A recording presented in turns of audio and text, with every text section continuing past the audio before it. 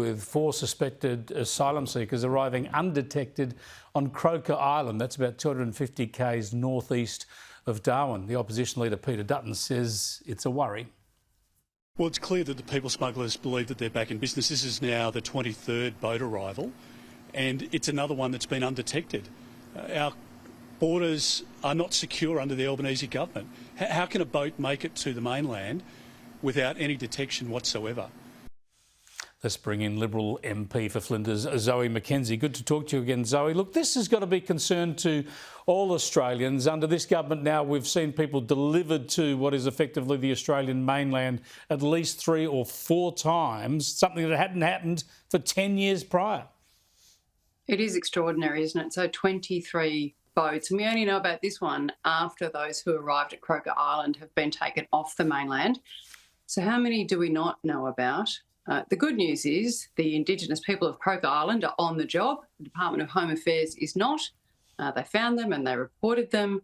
But frankly, it's no surprise this is happening when the aerial flyovers have decreased by 21% under this government, and indeed 16% less maritime patrol days than at the peak of 2021, which, may I remind you, was also in the middle of COVID, so not necessarily a time when people were getting in boats and trying to make their way to Australia. So really, what an extraordinary failing from the Department of Home Affairs and their hapless ministers. We've had a string of them now.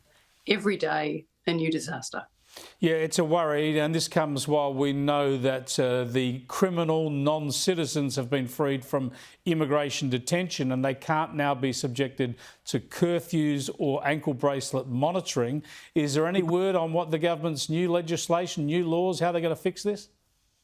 Well, not that I've heard today, Chris. This is fairly fresh news. And obviously you've had the Leader of the Opposition exclusively speaking to Sky, telling the government they need to do a better job.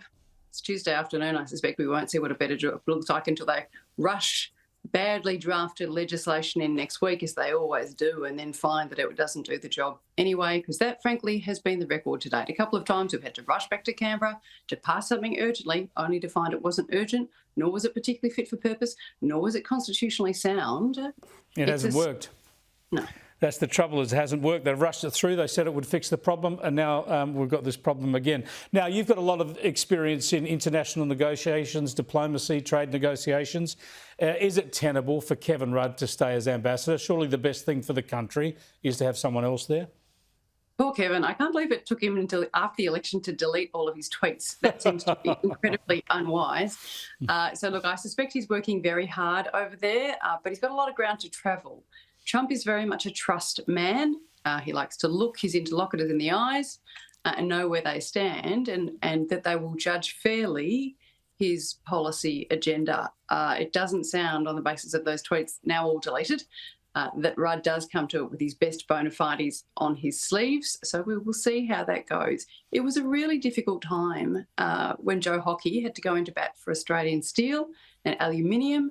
We did well out of those negotiations, but they were intense and they were difficult. It requires a deft and trusted partner in that ambassadorial chair. Now, just briefly, please tell me the coalition is going to go hard and strong against a net zero strategy for our defence forces. I read that today and just thought, you are kidding me, right? So we don't have enough ADF and Home Affairs personnel in the seas and in the airs over our northern borders. We don't have enough people signing up to be recruits, but that's okay because we're going to fix the ADF needs by requiring them to rely on wind and solar and renewable fuel for planes, which, by the way, doesn't exist. Aviation industry. We don't even have non-flammable fuels for planes does actually exist, so that if there is an accident, they don't burst into flames. But we don't do that either. So it's just a crazy suggestion from a group of people who've already, may I say, slashed $80 billion from the future funding of the Defence Force. Yeah, exactly. Sorry.